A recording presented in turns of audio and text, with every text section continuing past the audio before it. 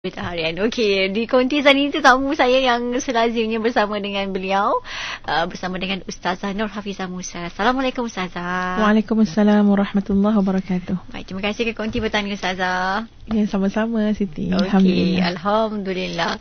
Dan tajuk-tajuk yang kita bincangkan menerusi surat ini seringkali sangat dekat dengan kehidupan seharian kita Ustazah ya.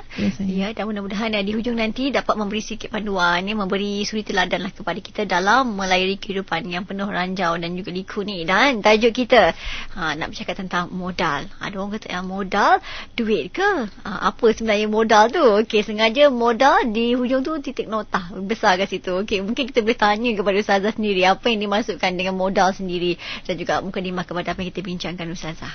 Baik, terima kasih Siti. Assalamualaikum warahmatullahi wabarakatuh. Bismillahirrahmanirrahim. Alhamdulillahirabbil alamin. Wassalatu wassalam ala Rasulillahil amin wa ala alihi wa sahbihi ajma'in. Subhanaka la ilma lana illa ma 'allamtana innaka antal alimul hakim. Rabbi shrah li sadri wa yassir li amri wahlul 'uqdatam min lisani yafqahu qawli. Rabbi yassir wa la tu'assir wa tammim bil khair.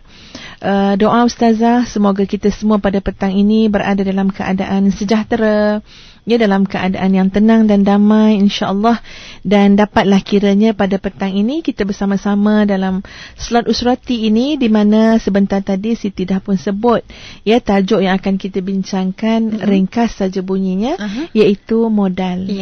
Biasa kalau kita dengar tajuk modal ni, kalau kita pergi dekat kursus usahawan ataupun bisnes online ke kan ni Siti, tapi insya-Allah pada hari ini dalam perbincangan usrati kita bercakap tentang modal.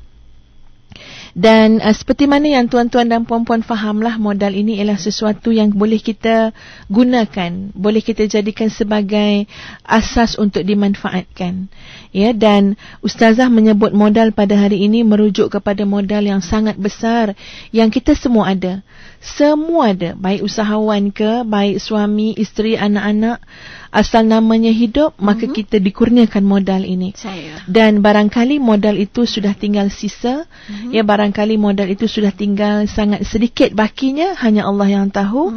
Dan modal yang Ustazah maksudkan tuan-tuan dan puan-puan sekalian ialah masa. Ya, waktu yang kita ada, masa yang kita ada, inilah dia modal kita. Selama mana kita hidup, ya, sebenarnya merujuk kepada modal yang kita ada.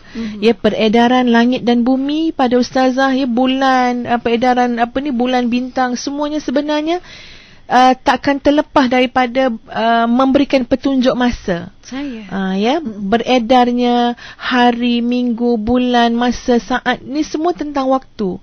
Nak bagi tahu segenap arah, setiap masa, setiap saat kita sentiasa dapat melihat bahawa masa ini semakin bertambah, ya, masa ini semakin lama semakin sebenarnya berlari meninggalkan kita, dan ini adalah modal kita. Tuan-tuan dan puan-puan sekalian, Ustazah ingin merujuk kepada sebuah hadis Nabi SAW, ya, yang memberi maksud begini: tidak akan berlaku kiamat kecuali bila mana manusia, ya, benar-benar merasakan betapa pantasnya masa berlalu. Setahun dirasakan seperti mana sebulan. Ya, sebulan tu kal Jumaah rasa macam seminggu. Seminggu rasa macam sehari. Sehari rasa macam 1 jam. 1 jam rasa macam pemetik api je. Ya, atau pada riwayat yang lain 1 jam tu rasa macam api, ya, memakan ataupun melahap dengan pantasnya, ya, dahan pohon tamar. Tuan-tuan dan puan-puan sekalian, ya, kalau kat studio ni Siti seorang je lah, boleh Ustaz tanya. Terasa tak masa tu berjalan? Siti rasa cepat tak masa kat konti ni? Rasa masuk tadi buku 2 dan nak dekat buku 6 kan, dah betul, tinggal. Ya Allah, masa rasa baru hari Senin dah, Khamis, esok Jumaat. Sungguh, sekarang dah masuk 1436 Hijrah. Ya, semuanya terlampau pantas. Dan kita pernah hidup 10 tahun dulu kan, 20 tahun dulu. Dulu lambat, segala lambat. Ya, tapi ya Allah, sekarang tuan-tuan, kita sendiri cakap dan kita juga dengar ayat-ayat seperti ini. Ya Allah, tak sempatlah nak baca Quran. Tak sempatlah nak tengok pelajaran anak-anak kat rumah. Tak sempatlah nak layan suami elok-elok. Tak sempat. Perkataan tak sempat ni merujuk kepada apa? Merujuk kepada masa yang dah berlari meninggalkan kita. Ya, kita bekerja ni dengan modal kita yang dinamakan masa. Sebab itu tuan-tuan dan puan-puan sekalian, ya, untuk menjadi orang yang benar-benar untung di atas muka dunia dan di akhirat ini, kita tak boleh terlepas pandang dengan modal yang sangat besar ini. Ya, kita kena berlari seiring dengan masa. Dan yang lebih cerdiknya, ya, inilah yang saya nak bincangkan pada petang ini. Kalau kita memiliki 5 kebijaksanaan yang insya-Allah bakal Ustazah bincangkan ya pada petang ini bersama dengan tuan-tuan dan puan-puan sekalian. Untuk apa kita bincangkan 5 kebijaksanaan ini? Supaya walaupun kita kata ya Allah, masa ni tak tahulah berapa lama lagi yang ada. Sama ada untuk kita ataupun dunia ini sendiri. Ya, mungkin dunia ni akan ada lagi, tapi kita pula yang dah tak ada masa juga. Ya. Jadi tuan-tuan dan puan-puan sekalian, dengan merujuk kepada 5 kebijaksanaan ini, mudah-mudahan kita mendapat sesuatu yang dinamakan sebagai keberkatan masa. Keberkatan hidup, keberkatan nyawa kita ini. Ya, dan Ustazah pun sebenarnya ada satu hari tu Ustazah ada program dengan seorang selebriti lah, artis ya, yang telah pun berhijab ya, dan dah kurang sangat Ustazah tengok dia dalam dalam pentas-pentas hiburan yang bercampur baur dengan perkara-perkara maksiat ni lah. Ya, dan alhamdulillah Ustazah mendengar ucapan dia, ceramah dia pada hari tersebut, dan sangat memberi inspirasi sebab dia telah menyebut satu perkara yang kadang-kadang kita terlupa, tuan-tuan. Apa dia sebut ya Siti, tuan-tuan dan puan-puan? Dia kata dia kata bagi saya dengan suami, dan dia sebut dah lama lah ya. Dia kata bagi saya dan suami saya, dia cakap kami bukan lagi nak cari duit. Sebab alhamdulillah dia kata duit tu ada dah. Ya, Allah bagi dah duit, harta ni banyak, ada rumah, ada kereta. Ya, kami bukan lagi nak mencari populariti, ya, nak cari kemasyhuran.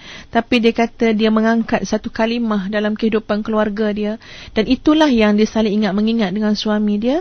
Dan dia kata perkara yang dia nak cari dalam hidup dia ialah BERKAT. BERKAT maknanya berkat. Dan Ustazah pun jadi macam, wah, Masya Allah ya, dengan jelasnya dia bawa kita ke arah itu. Dia kata saya nak mencari keberkatan. Saya nak mencari keberkatan pada keluarga, keberkatan pada harta, keberkatan pada usaha saya, keberkatan pada anak-anak. Dan Ustazah fikir audiens semua dalam dewan ketika itu macam terarah dan terdorong untuk melihat satu perkataan ni je. Apa dia? Berkat. Dan cuba kita nilai betul-betul kan? Cuba kita nilai betul-betul. Ada tak berkatnya sekarang ni? Ada tak berkatnya harta benda kita, masa kita? Ada tak berkatnya ilmu kita? Ya, barangkali ada, ya, barangkali juga memerlukan kepada muhasabah, penilaian supaya keberkatan tu bertambah lagi.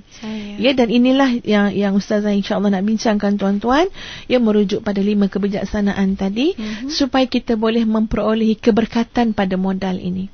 Maknanya modalnya mungkin berbaki lagi 20 tahun saja.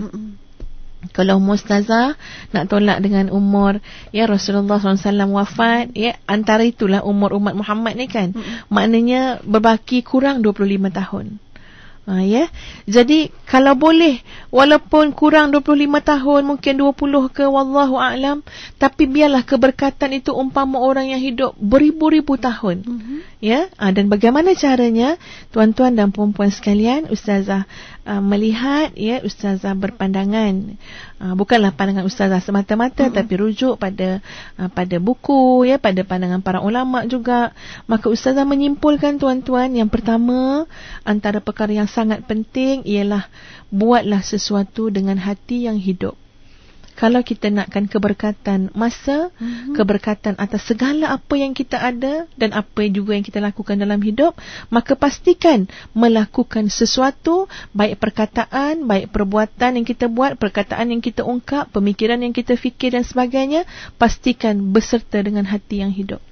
Ya, atau dengan bahasa yang lebih mudah, hidupkan hati. Sebab hidupkan hati ini kunci dia untuk segala bentuk keberkatan. Ya, hati yang disertakan, yang hidup beserta dengan hati. Sebab tuan-tuan dan puan-puan sekalian, kadang-kadang ya, kalau dalam bahasa yang sedang difahami lah, kita banyak perkara yang kita buat dalam kehidupan ni, kita buat dalam bentuk separuh hati, bukan sepenuh hati. Walhal dalam Al-Quran sebut watabattal ilaihi tabtila, beribadahlah kepadanya dengan sepenuh hati. Apabila kita buat itu tak sepenuh hati, sebenarnya berlaku pembaziran modal. Ambil contoh mudah je lah Siti, kalau kita kerja je lah. Kalau kita buat sesuatu tu separuh hati, suku hati ataupun tak berhati langsung, nak tak nak je buat kan. Apa yang berlaku ialah kadang-kadang mungkin bos kita suruh ulang balik. Tak boleh ni, tak boleh terima ni, buat balik semula. Tak membazirkan masa. Padahal sebenarnya dengan satu sentuhan yang sepenuh hati, insya-Allah benda yang kita buat tu tak payah membazir masa dah. Terus kita kata smart terus apa yang kita buat. Itu dalam bentuk pekerjaan biasa. Tapi ustazah nak meluaskan lagi ruang lingkupnya dalam kehidupan kita, berkeluarga, bermasyarakat. Sebenarnya dalam apa jua yang kita buat, pastikan hati kita tu hadir sekali. Kadang-kadang tuan-tuan, kita bersilaturahim lah kononnya. Tapi kita menegur orang tu nak tak nak je. Tak ada pun hati kita berserta dengan teguran tersebut. Tak ada pun hati kita berserta dengan salam tersebut. Natijahnya sama juga. Natijahnya separuh hati juga. Natijahnya pun suku juga. Seperti mana yang kita bagi. Sebab tu pada ustazah, pembaziran berlaku. Kita sekarang ada anak-anak. Ini ustazah mengingatkan diri sendiri tuan-tuan. Kita ada anak-anak. Bukankah anak-anak itu sepatutnya kita didik dengan sepenuh hati, dengan niat yang mulia, dengan azam yang mulia, dengan keinginan yang bersungguh-sungguh. Dan ketika itu insya-Allah berkat masa kita. Besok lagi 20 tahun, lagi 30 tahun, kita hanya menunggu saja saat untuk apa? Mengutip buah, memetik buah-buah yang ranum. Maknanya kita hanya melihat nanti anak-anak yang soleh, yang mendoakan, anak-anak yang menyejukkan mata. Tapi cuba lihat tuan-tuan, kalau kita buat sesuatu itu bukan dengan hati yang hidup, mendidik anak bukan dengan hati yang hidup, cuma dengan geram je, cuma dengan marah je, cuma dengan suka hati je nak buat macam mana, ataupun kita bukan mendidik anak dengan sepenuh perhatian, maka nanti akan berlaku pembaziran. Apa dia? Lagi 5 tahun tunggulah, lagi 10 tahun, lama-lama kita menangis pun dah habis setengah jam dah menangis pasal anak ni. Dan bazir dah setengah jam. Itu kalau nak bercerita, telefon orang lagi, nak mengadu, nak meluah ni dah habis 2 jam dah. Betul. Nak jumpa kaunselor habis 3 jam. Kat situ rupanya modal kita tu habis. Sebab apa? Kita tak buat sesuatu dengan hati. Selesai tak juga Betul. Maksud ustazah ni tak kata korang dah tuan-tuan, kata ke diri sendiri juga. Contoh tuan-tuan, ustazah tengok orang hantar dalam WhatsApp kita kan. Orang hantar gambar seorang anak kecil. Mungkin mak ayah dia dengar agaknya hari ni kan. Ustazah tak tahu siapa mak ayah dia. Hantar gambar seorang anak kecil. Ustazah tengok tu mungkin dalam lingkungan 3 tahun lah. Ataupun rasa 3-4 tahun umur dia. Anak dia duduk belakang. Jadi kita cuma nampak muka anak dia, tak nampak muka mak ayah dia. Jadi mak ayah dalam kereta, anak duduk belakang kat tempat duduk baby tu kan. Kanak-kanak tu diikat kat situ. Pakai seat belt tu lah. Lepas tu ayah dia bawa kereta dan mak dia kat sebelah tu. Kemudian ayah dia baca Quran, anak dia sambung. Contoh kan Siti kan, kalau baca surah, katalah baca surah Al-Mulk kan, ayah baca ayat pertama, anak umur 3-4 tahun tu baca ayat kedua. Ayah baca ayat keempat, anak sambung ayat kelima. Ayah baca keenam, anak sambung ayat ketujuh. Dan anak tu baca tu macam senang sangat bagi dia, sambil-sambil dia garu kepala, sambil-sambil dia garu badan dia, sambil-sambil dia tengok kiri kanan. Dan ustazah melihat tu, melihat dengan hati lah ni, sepenuh hati melihat tu, terasa, ya Allah, cuba bayang, kita duduk dalam kereta anak beranak kita, dalam keadaan kita bergila-gila tasmid Quran, bergila-gila kita ratilkan Quran tu dengan sempurna, dengan baik. Jadi saya tengok, dan kemudian mula-mula saya ingatkan anak tu anak orang Arab, sebab dia nampak putih macam anak orang Arab tu kan, putih-putih merah. Tapi bila dengar ayah dia bercakap, oh maknanya dia orang Melayu. Sebab ada part yang anak dia salah sebut. Ayah dia kata, betul ke macam tu? Dia kata, cuba tanya dengan Umi. Kalau tak silap lah Umi dia panggil. Yang cuba tanya dengan Umi. Jadi Umi dia pun ulang balik ayat tu. Anak pun betulkan balik. Dan ustazah rasa teruja melihatnya. Masa ustazah lihat tu, ustazah belum nak bagi suami tengok. Sebab apa? dia ada benda lah fikiran Ustazah. Ustazah kata nanti dulu nak prepare jawapan dulu. Sebab macam ni tau, Ustazah fikir kalau suami Ustazah akan tengok benda tu, Ustazah takut dia terasa, ya Allah, alangkah manisnya kalau itu anak aku. Ustazah akan rasa, aku kan mak dia, kenapa aku tak ajar anak dulu, masih kecil-kecil dulu baca macam ni. Sebab Ustazah melihat anak itu memang seolah-olah macam dilatih sungguh oleh mak dia. Dia mungkin tak pandai baca Quran lagi, huruf tu, tapi mak dah latih secara syafawi. Ustazah agak macam tu, sebab anak tu dapat sungguh. Jadi Ustazah ni macam tak nak tunjuk pada suami terus. Maknanya perlahan-lahan nak tunjuk ke suami, nak beritahu, bang tengok ni kan, maknanya kita kena muhasabah diri, biar elok dulu ayat tu, baru nak bagi suami tengok. Dan memang Ustazah rasa masa tu suami Ustazah pun rasa benda yang sama. Ya subhanallah, anak dia. Ketika tu tuan-tuan, apa yang Ustazah fikir? Ustazah fikir tentang modal yang telah Ustazah sia-siakan. Ya, padahal Ustazah fikir ramai sebenarnya orang yang boleh. Ya, kita kan pandai baca Quran. Kenapa kita tak latih lidah anak kita tu dodoi dengan Quran? Ya, menyanyikan, maknanya gantikan nyanyian-nyanyian tu dengan Quran. Masa dia menyusu pun kita baca Quran. Masa dia pandai cakap, kita pimpin lidah dia untuk sebut ayat-ayat Quran. Kenapa kita tak buat? Itu soalan yang soal diri Ustaz sendiri. Dan terasa sangat, ya Allah, aku tak mungkin boleh mengundurkan semula masa ini. Anak dah besar. Ya, maknanya alangkah indahnya anak kecil tu diajar pada awal, dan mungkin insya-Allah anak anda tu besok umur 9 tahun, umur 8 tahun dah boleh hafaz Quran dah kalau kena gayanya kan, insya-Allah. Tapi apa pun tak guna juga menyesali benda yang dah sudah kan. Tapi Ustazah hari ini mengingatkan kita tentang hati-hatilah dengan modal yang sangat besar ini. Inilah modal kita. Ya, sebab itu buatlah sesuatu dengan hati yang hidup. Kalau tidak akan berlaku pembaziran modal. Ustazah ambil contoh tuan-tuan, hubungan suami isteri. Hubungan suami isteri ni mula-mula kahwin tu memanglah kita kata hangat dia punya kasih sayang, segala-galanya manis belakalah, indah. Tapi Ustazah pun selalu juga dengar bahagian-bahagian psikologi kekeluargaan dan sebagainya. Malah Ustazah pun mengakui benda itu. Kalau dah masuk lingkungan umur usia perkahwinan 15 tahun ke atas, dia mula terasa agak tawar dan hambar. Ya, sebab jumpa orang yang sama, makan benda yang sama, kadang-kadang semua segala-galanya sama kan. Dia kena ada satu kreativiti sebenarnya. Jadi apa yang Ustazah nak kaitkan tuan-tuan, kadang-kadang dari sudut hubungan dengan suami isteri itu pun dia jadi tawar hamba sangat, kecuali orang yang benar-benar menyantuni, melayan pasangannya dengan hati yang hidup. Dia tak tahulah kenapa, kalau dengan hati yang hidup tu dia terasa segar. Ya, dia terasa semuanya kena.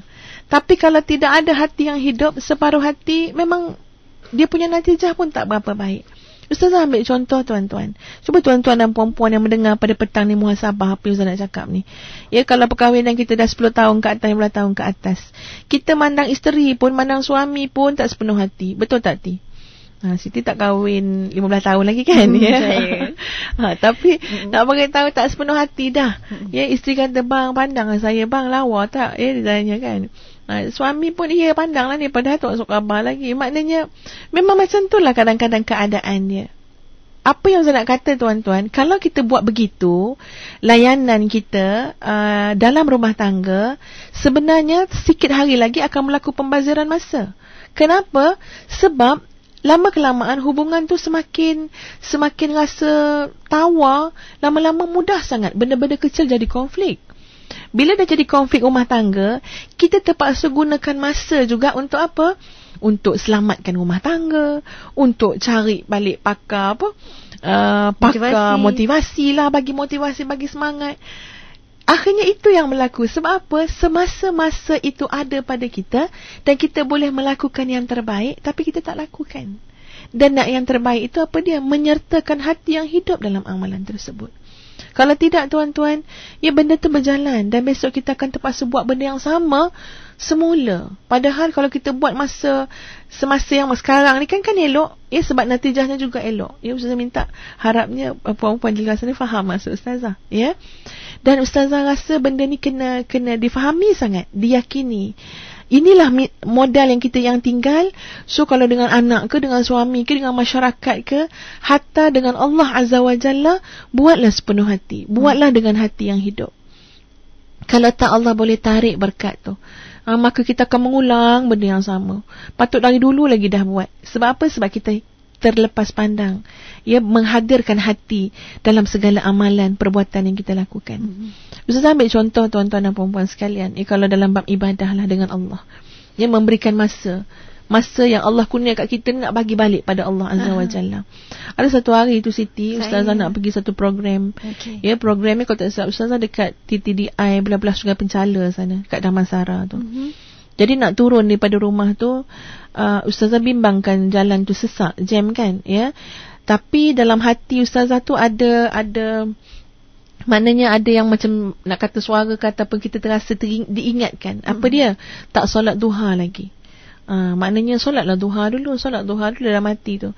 Tapi dalaman tu juga yang jawab, tak payahlah, nanti kan jalan tu sesak kan.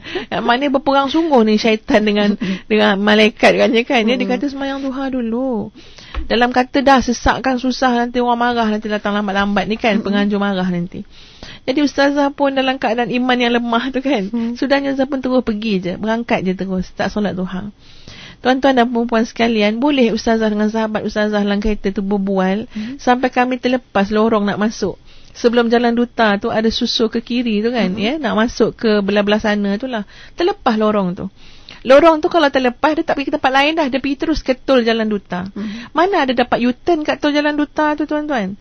Ustazah terus nampak depan tu tol, lepas pada tol tu kesesakan lalu lintas yang amat dahsyat. Beratur kereta.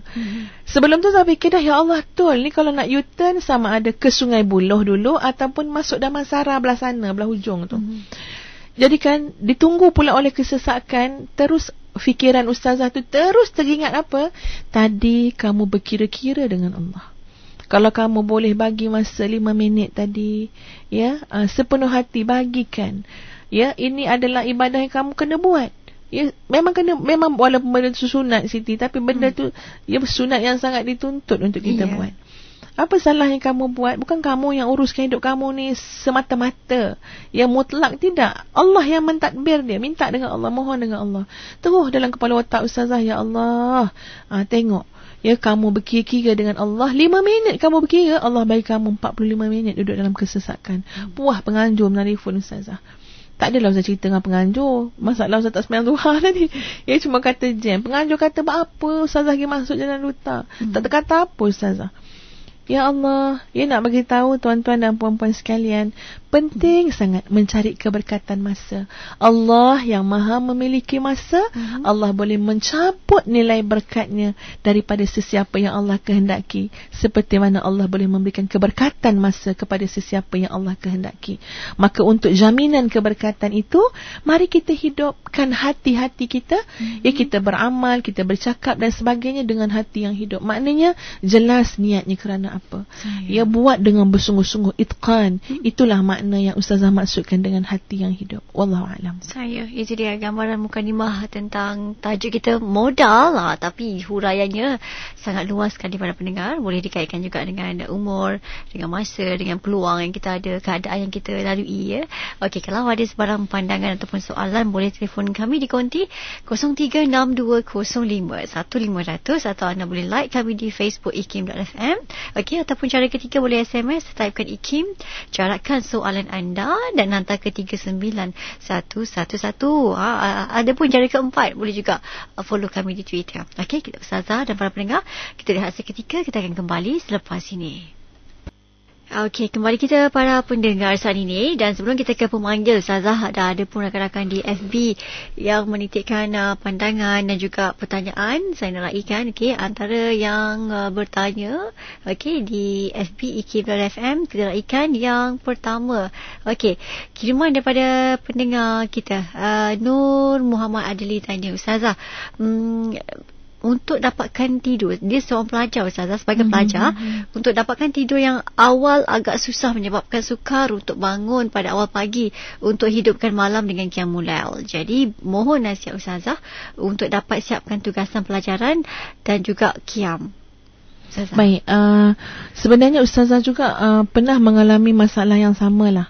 Masalah tak boleh tidur malam. Dan Ustazah fikir ini antara masalah yang Ustazah kena uruskan cepat. Sebabnya bila Ustazah faham soalan daripada adik kita tadi tu, bila kita tidur lewat, untuk bangun qiyamul lail tu dia punya kebarangkalian tu sangat kecil. Sebab kita sudah sangat penat, so kita tidur, maknanya nanti dia dah azan subuh je lah. Ya, kemungkinan besar kita akan jaga, ataupun dah azan dah baru kita jaga. Ya, jadi ini pandangan Ustazah, di mana Ustazah pun cuba untuk uruskan masa Ustazah juga supaya tak mengalami tak berlarutan masalah tadi. Ya, yang pertama sekali, tidak tidur di siang hari. Memang tak tidur siang. Kalau nak tidur qailulah, sangat sekejap.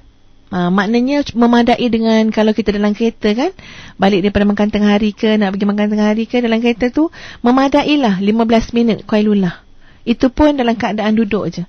Ya, sebab Ustazah fikir kalau kita tidur siang, ya, mungkin adik-adik kita yang belajar ni tak ada kelas ke kan, lepas Zuhur ataupun tengah hari tu ke, ataupun tidur kebiasaannya lepas solat subuh. Ya, tidur lepas subuh, kemudian bangun pula pukul 9 pagi, 9.30 pagi, maka drag masa di situlah yang menyebabkan kita punya penjadualan tidur, bangun qiyam dan sebagainya sudah tidak terurus. Dan apa yang Ustazah sangat yakin juga ialah kalau orang ni selalu tidur lepas subuh, kita tak tahu bagaimana Allah mengangkat nilai keberkatan daripada masanya. Antara yang Ustazah rasa Allah angkat nilai keberkatan tu ialah dengan malam kita tak boleh tidur, dan dengan itu kita tak boleh nak bangun qiyam. Jadi mudah-mudahan ni orang yang membiasakan tidur lepas subuh ke, ataupun orang yang suka sangat tidur siang, kemudian bermasalah untuk qiyamul lail, dia kena kembali susun atur semulalah masa tidur ni. Sebab tidur ni dia merupakan satu tabiat yang tak boleh nak berlaku dengan, nak berubah dengan cepat kecuali mengambil masa. Cubalah adik letakkan, ya, saudari letakkan berapa hari yang kita target sebagai proses peralihan tabiat tu. Kita cuba 30 hari tak nak tidur siang, kalau qailulah pun sikit sangat, dan tak nak tidur lepas subuh. Cuba kita tengok macam mana. InsyaAllah nanti pukul 10 malam dah ngantuk, dah boleh tidur, dan nanti insyaAllah pukul 4 pagi boleh bangun qiyam. Ya, wallahu alam, selebihnya kita berdoa pada Allah. Saya. Okey, berikutnya kita ada soalan daripada Chan. Okey, Chan tanya Ustazah, saya ni ingin kembali pada ajaran Allah, dan saya ingin dan berniat untuk menuntut ilmu agama dengan lebih mendalam. Namun setakat ini saya masih tak ada kesempatan kerana batasan masa, dan masih tidak menemui guru-guru yang boleh saya tuntut dengan mereka. Kesimpulannya senang cerita, kata dia memang sukarlah saya ni sebenarnya, tak ada masa lah. Jadi adakah petanda yang saya ni masih tidak layak untuk menuntut ilmu Allah, dan mungkin ke saya bukan pilihan Allah untuk mendekatkan diri padanya? Okey, kalau soalan yang seumpama ini, tuan-tuan elok ambil kertas, ya, ambil pen, cuba tulis setiap rutin yang kita buat, masukkan dalam kolom yang mana, ya, benda fardu, benda lalai, benda sunat, benda berfaedah ataupun tidak. Kalau kita tengok nanti banyak sangat benda-benda yang kita sifatkan sebagai benda yang sebenarnya tak ada kaitan pun dengan kita. Benda yang melalaikan, benda lara. Dekat situlah yang kita nak kena potong, barulah nanti kita tahu di mana letaknya masa dan keberkatan masa kita. Ya, minta maaf kalau Ustaz cakap macam ni. Ustaz tak cakap pada orang lain, pada diri sendiri juga. Kadang-kadang ada orang jadi peminat cerita bersiri ni, drama bersiri. Tak kira lah Siti drama negara mana pun lah, Malaysia ke, Korea ke, ya, ikutlah mana-mana. Cuba bayangkan tuan-tuan, kalau orang-orang yang ada minat tengok benda-benda ni semua, tengok cerita filem lah, apa benda, lepas tu melayan WhatsApp, melayan Facebook, ya, pada satu jumlah masa yang sangat lama, Ustazah fikir kita tak jujur ketika mana kita kata kita tak ada masa. Kita tak jujur. Sebab, ya, contoh Siti, ya, mengaku kat sini je lah, Ustazah dulu-dulu pernah lah terminat pula dengan cerita Korea.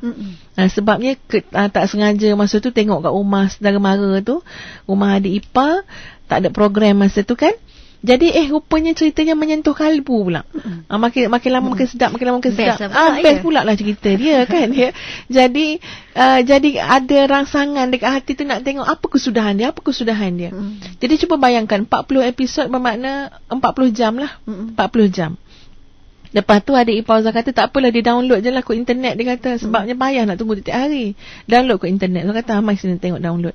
Bila letak dalam komputer senang sikit, kita boleh cepatkan je kan. Jadi satu episod tu dalam 10 minit macam tu. Tapi habis kot masa kita. Ya, dan kita rasa dia punya apa tekanan nak tengok tu tinggi sangat. Tengok ujung dia cerita tu tak happy ending. Menyakitkan hati ya. Bila menyakitkan hati tu rasa macam darah tinggi kan tengok cerita tu. Sebab apa? Terlampau sakit hati kita tengok cerita tu kan. Tapi lepas tu saya terfikir, tengok betapa hilangnya berkat masa kita. Dah lah sakit hati yang kita dapat, sebabnya kita tak seperti mana yang kita harapkan cerita tu. Lepas tu masa kita habis, ya, kita dah terlampau mengantuk. Memang tak adalah nak kiam ke nak apa. Ustaz memang kata, ya Allah, taubat tak tengok lagi dah. Sebab kalau tak tengok, maka macam-macam nanti kesukaan dan sebagainya. Dan Ustazah jadi heran, macam mana orang yang boleh ada hobi menonton, ya, melihat. Ya Allah, dan dalam masa yang sama nanti kita kata tak ada masa untuk itu dan ini. Jadi pada Ustazah, lebih baik kita lebih jujur, nilai balik apa rutin kita, apa hobi kita, apa kesukaan kita, tengok balik dan susun mana keutamaan dalam hidup kita yang sebenar. Letakkanlah keutamaan itu, iaitu perkara-perkara yang fardu dan perkara-perkara yang menyempurnakan kefarduan tersebut. Contohnya menuntut ilmu, iaitu letakkan pada tahap yang pertama. Ya, ada orang dia suka berlama-lama dalam dapur. Sebenarnya lama-lama dalam dapur ni pun kalau pada Ustazah tak berapa comel juga. Ya, lama je kat dapur. Cuba kita cari jalan pantas sikit. Macam mana nak memantaskan lagi kan? Kalau dapat resepi-resepi yang pantas ni bagus sebenarnya. Sebab kita tak berlama-lamaan. Sebab masa kita ni lah modal yang besar. Lama sangat kat dapur. Dan ia juga bila kita rasa benda ni modal kan Siti, dia mengubah kita punya cara kerja. Cara kerja kita biasanya lebih pantas, smart kerja kita. Ya, maknanya, dan kita melengkapkan diri dengan kemahiran yang betul supaya tidak berlaku pembaziran masa.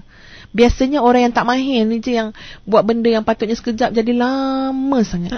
Jadi dia banyak benda, ya, pada adik yang bertanya tadi, sebelum kita mengungkap perkataan tak ada masa lah nak pergi kuliah ke, nak pergi apa ke, lebih baik kita tengok dulu sebenar-benarnya apa yang berlaku dalam rutin harian kita dan bagaimana tabiat dan sikap kita dalam menguruskan kehidupan. Wallahualam. Okey, baik. Seterusnya di FB, okey, Hanif Mazlan tanya, Ustazah, bagaimana nak didik hati supaya benar-benar ikhlas dalam modal yang kita ada? Kadang-kadang kita ni jadi lemah atau penat sebab beban kerja, tapi saya sayang anak-anak saya.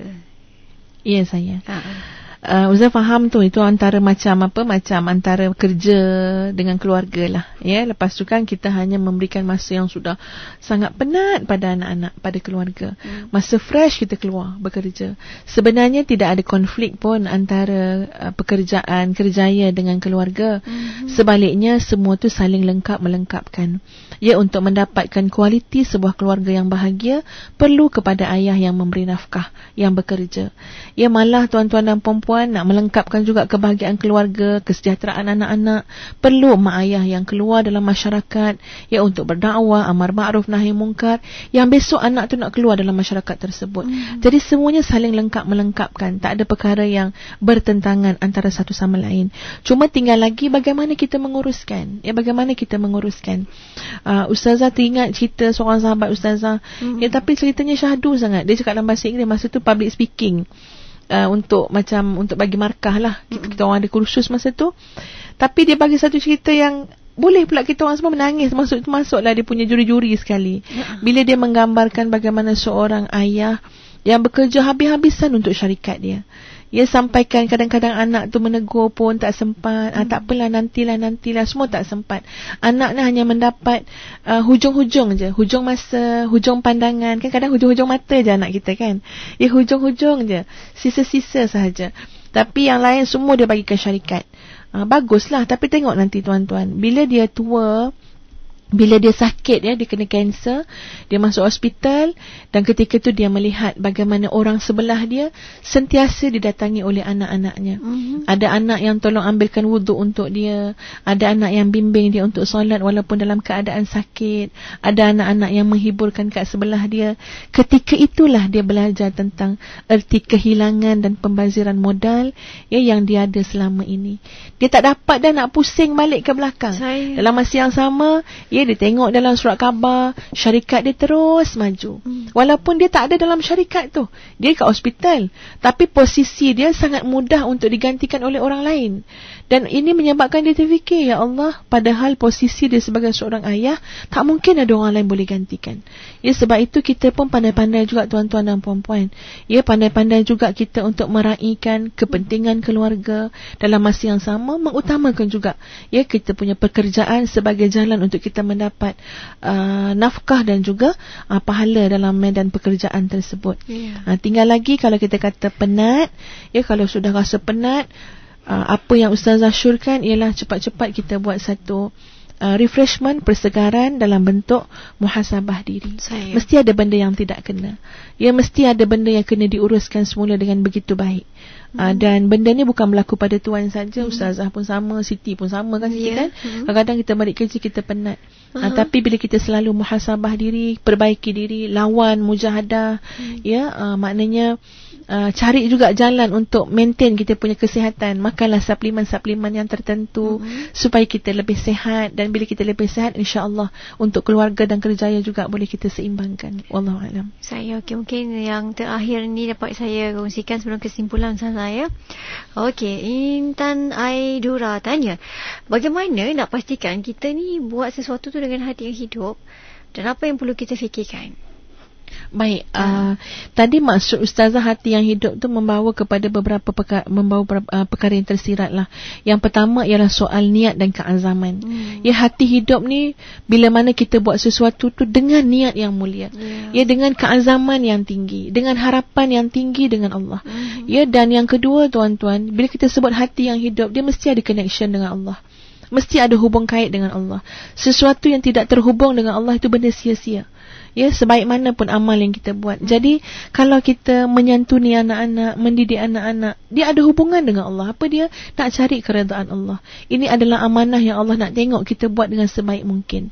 Kita melayan isteri dengan lemah lembut, ada hubungan dengan Allah. Apa dia? Sebab Allah redha dengan suami-suami yang seumpama ini. Dan ini merupakan sunnah Nabi SAW yang turut melayan para isteri dengan penuh perhatian, lemah lembut dan sebagainya. Maknanya hati yang hidup ini adalah hati yang sentiasa ada hubungannya dengan Allah Azza wa Jalla. Caranya tu, tuan-tuan dan puan-puan, mungkin agak luas lah Siti bagaimana cara nak menghidupkan hati. Namun yang boleh Ustazah kongsikan dalam masa yang terbatas ini, Ustazah teringat kata-kata Ibnu Athaillah As-Sakandari dalam kitab Hikam dia, kalau tak silap Ustazah, hikmah yang ke-12. Apa dia kata? Ma nafa'al qalba syai'un minal uzlah yadkhulu biha maidan al-fikrah. Ada suatu perkara yang sangat besar sangat manfaatnya. Apa dia? Manfaat pada hati, iaitu uzlah, yang maknanya bersendirian pada waktu-waktu yang tertentu. Bukan sentiasa uzlah sebab tu uzlah tu dalam bentuk nakirah, tak ada alif lam. Maksudnya kata Dr. Said Ramadan Al-Buti, sebab bukan sentiasa suruh menyendiri, tapi ada masa yang kena menyendiri sekejap. Menyendiri yang bagaimana? Yudkhal, yang membawa masuk kepada pintu gerbang tafakur. Biasanya tuan-tuan dan puan-puan sekalian, ini kata-kata Ibnu Athaillah, benda yang sangat membawa manfaat yang besar kepada hati. Apa dia? Cuba pergi menyendiri sekejap. Ada rutin kita sehari tu menyendiri 10 minit ke 15 minit ke, kita dengan Allah saja, dan kita pun tafakur. Bila kita tafakur, nanti kita akan nampak. Ya Allah, hati kita ni macam mana, busuk ke, hidup ke, mati ke. Dan insya-Allah tafakur ini dengan istighfar nanti, dengan taubatnya dan sebagainya, insya-Allah sangat menghidupkan hati. Sebab tu tadi perkataan awal disebut oleh Ibnu Athaillah ni, ma nafa'al qalb. Tidak ada sesuatu yang sangat besar memberi manfaat kepada hati sebagaimana uzlah, menyendiri seketika, untuk bertafakur, memberi manfaat kepada hati dan menghidupkan hati. Ya, jadi tuan-tuan dan puan-puan, untuk menambah keberkatan masa tadi, ya, maknanya biarlah boleh kalau sehari itu kita akan bangun malam, ya, pukul 5 pagi ke 5.30, tak ada orang kacau pun. Itu antara kita dengan Allah Azza wa Jalla. Dalam kitab yang dihuraikan oleh Dr. Said Ramadan Al-Buti, ya, dia kata, cubalah tuan-tuan, dia kata bangun malam, kemudian tanyakan satu soalan pada diri, ya, dan rasakanlah macam mana kesan soalan itu sampai ke ulu hati. Soalan dia apa? Man ana, siapa aku ni yang sebenarnya? Kalau tanya masa hirup pikuk ni memang tak ada apalah Siti kan. Iyalah. Tapi tanya masa pukul 4 pagi, pukul 4.30 kita dah solat taubat, dah solat hajat, ya, dah istighfar, semua tanya soalan, ya Allah, siapakah aku ni yang sebenar? Yang itu boleh benar-benar menghidupkan hati. Kita akan dapat melihat balik kita masa lahir, masa kanak-kanak, masa remaja, dan bagaimana sentuhan rahmat, kasih sayang, hidayah daripada Allah, ya, dan kita tengok macam mana dosa pula yang kita buat daripada kecil sampai ke hari itu. Dan jawapan kata Dr. Said Ramadan, kalau yang tanya tu orang tua, dia boleh kata, ya Allah, akhirnya kita kata, aku hanyalah seorang tua yang menanti masa saja untuk kembali kepada engkau. Yang aku bawa hanyalah hati, adapun tubuh badan ni akan tanam simpan dalam tanah. Ya, tuan-tuan dan puan-puan sekalian, insya-Allah, ya, kita berakhir di sinilah Siti, ya. InsyaAllah kita sambung lagi pada minggu hadapan. Ya, terima kasih semua. Wabillahi taufiq wal hidayah. Assalamualaikum warahmatullahi wabarakatuh. Waalaikumsalam warahmatullahi wabarakatuh. Terima kasih Ustazah Nur Hafizah Miti Musa untuk kupasan usrati yang panjang lebar dengan tajuk kita modal. Boleh dengarkan ulangannya pagi nanti jam 3.15 pagi dan juga pada hari Ahad pada jam 9 pagi. Terima kasih Ustazah. Assalamualaikum. Waalaikumsalam warahmatullahi wabarakatuh. Nah, sampai di sini saja para pendengar, berteman dengan saya Siti Rohani Surani, ya. Dan kadang-kadang umur kita ni para pendengar, ya, kalau panjang tu di dua, antara dua, sama ada panjang tak cukup baik ataupun panjang tak cukup jahat. Sama-sama kita muhasabah. Salah silap mohon maaf. Assalamualaikum warahmatullahi wabarakatuh.